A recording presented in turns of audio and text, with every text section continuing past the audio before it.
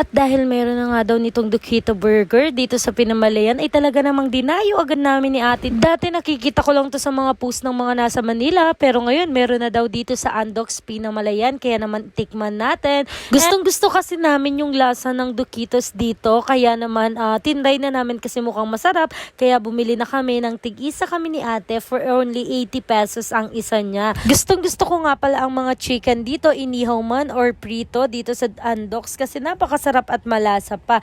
Kaya naman pinipilahan talaga ang Andox kasi bukod sa masarap na ay mura din lang naman dito sa Andox and worth it yung price.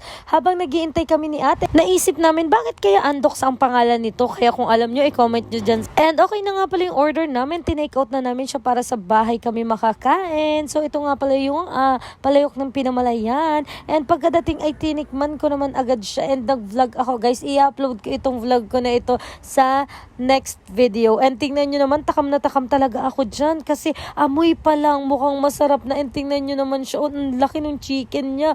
And first bite guys, grabe, sobrang nasatisfied ako. Spicy nga pala yung pinili ko, pero meron silang hindi spicy. Sobrang sarap niya, and masasabi ko na worth it siya para sa 80 pesos, walang biro. Kaya i-try nyo na yan, pumunta na rin kayo sa Andox Pinamalayan and mag-comment kayo dito pag natikman nyo na ang sarap. Thank you for watching!